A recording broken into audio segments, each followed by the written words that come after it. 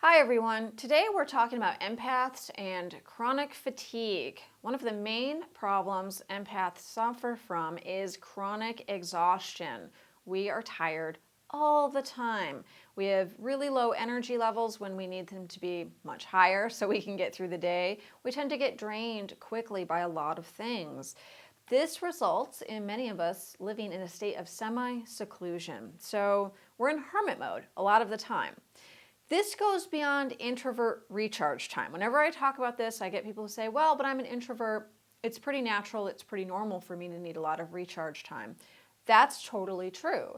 And if you are recharging and you're resting and you're getting your introvert time, and then you're happily and cheerfully going out into the world and doing external world things, then you are fine. The empaths I'm talking to today are the empaths that feel like I have to live like a hermit because I'm so tired all the time and everything tires me out, and I can't really ever happily or cheerfully be out in the world. The other type of empath who is not in hermit mode but still struggles with chronic exhaustion is the empath who just pushes through. So they're feeling that chronic stress, they're feeling that chronic exhaustion, but they're pushing themselves harder anyway. They might be fueled by coffee or sugar, caffeine in some other form, but they're always pushing themselves to just get through the day.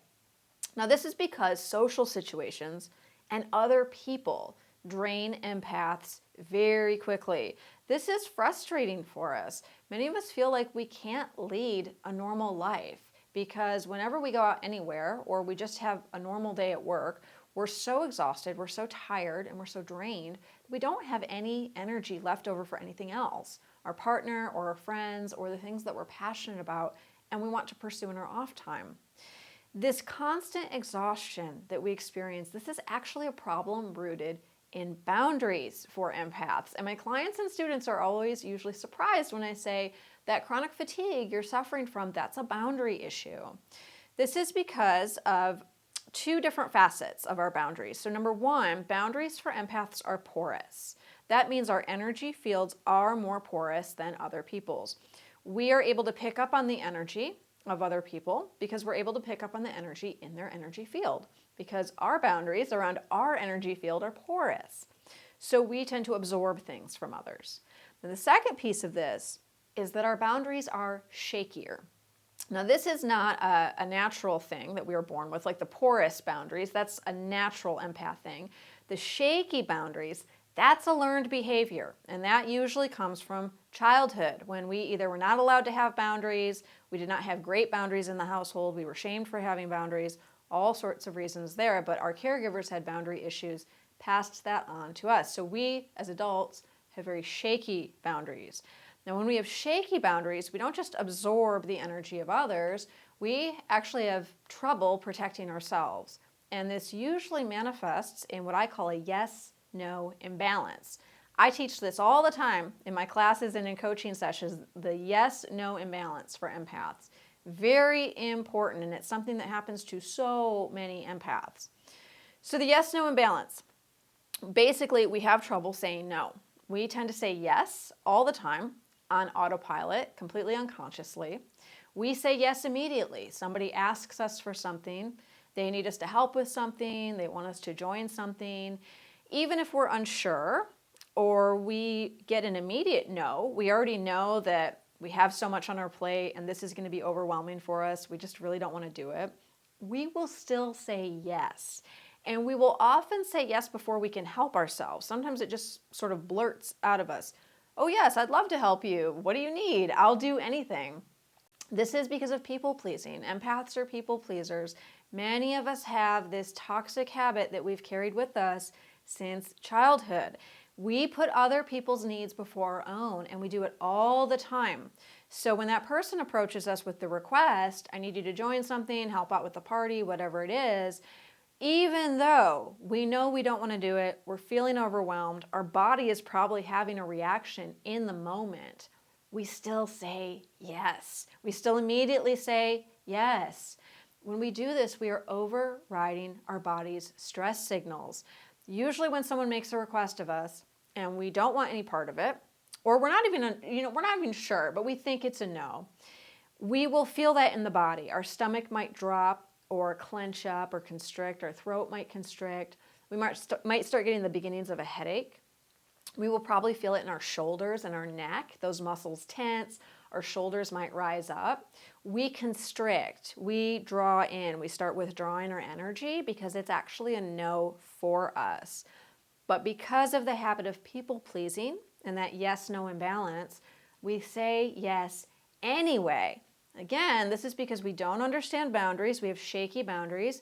We also have a lot of fear around setting boundaries. We are scared people are going to get mad at us. We're scared people are going to have a really big or small negative emotional reaction. And then we are going to have to, A, feel that because we are empaths and we feel the emotions of others, especially when they're right in front of us having them. And B, we're going to have to just deal with that, with the fallout with the person, that they might be disappointed in us or they might then have a problem with us afterwards. Now, if left unchecked, if we don't work with this yes-no imbalance, this cycle can just go on and on for years, and the empath is constantly suffering from this chronic exhaustion because we're saying yes to everything. There's no barrier between us and what other people want from us.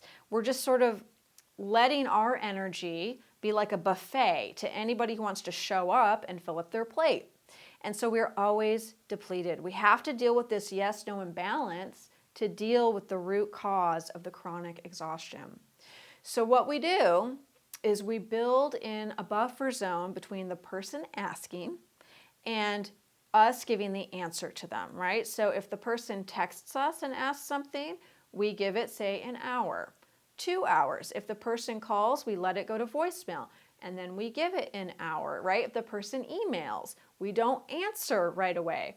If we are face-to-face with the person, we say, let me think about it. I need some time to think about it. Face-to-face is going to be the hardest because, again, we want to say yes immediately, right? So we can also say, why don't you email me about that and I'll get back to you? Or text me tomorrow and remind me and I'll let you know, right? So again, we're building in that buffer zone of time so that we can slow down, check in with our body, check in to see if it's actually a yes or a no for us, and then go from there. Now, most other people who are not empaths, who are not people pleasers, if they're undecided about something or they're unsure about something, they actually say no first. Somebody will make a request of them and they'll say, no, I don't think I can do it. And then they'll go think about it. And if it is a yes, they'll come back and say, hey, I thought about it. I think I actually can do it. I'd love to be part of it. Empaths are the opposite. So we say yes, and then later we really regret it and wish we had said no. So we have to keep that in mind that we don't function like normal people. We need that time buffer. So we have to stop saying yes immediately, right? Build in the time buffer and then say, I don't know, or I will think about it. And it's okay if you start doing this and you start practicing with it and you still mess up and you still say yes. This is all about practice. Saying no to someone's face immediately, right off the bat, it's really hard, and it's really hard for empaths. So give yourself a break. If you try and then you still said yes, and then later you're sort of beating yourself up from it, it's okay. And always remember, you can say yes in the moment, and then you can text the person later or email them later and say, I know I said yes, but I'm so sorry. I just checked my schedule, or I just really looked at everything I have to do this month, and it's really going to be too much. I do apologize. I hate to disappoint you, but it's actually a no. So just because you say yes, it's not set in stone. Keep that in mind, empaths. It's better to go with a maybe or a no, but if that yes happens, you can always do some damage control afterwards. Now, I'm teaching all about this topic in a new class that starts next week. It's called Empaths and Boundaries. It's a 3-week class. It starts May 31st. It's on Wednesday nights, 7 to 8:30 p.m. Eastern. You can come to this class live, or you can catch the recordings, and it'll be all good. It's still very beneficial. I'm basing this on a class I just did where I did a shorter format. I did a much more casual format. Show up live, get the recordings, only 3 weeks. A lot of people told me that really worked well for them because they have such busy schedules. Everything's going on right now. So the shorter format and the more casual format really worked. So I'm doing another one like that. That's why I'm saying come live or don't come live. It really doesn't make any difference. You can still get a lot out of this class. It's called Empaths and Boundaries. Super easy. Anybody can do it. This is not an intensive class. It's going to be a very fun class, but again, it's not something that you have to show up to live. If you have any questions at all about the new class or about empaths, please feel free to email me, lauren@laurensapala.com. There's also a contact form on my website. I would love to hear from you. Any questions at all? Thanks so much for tuning in, and I'll see you next time for the next video in this series called Empaths as the Constant Counselor. We're going to be talking about that problem, which is a really big one for empaths too, being the constant counselor to everybody in your life. Thanks so much, everyone, and I'll see you next time.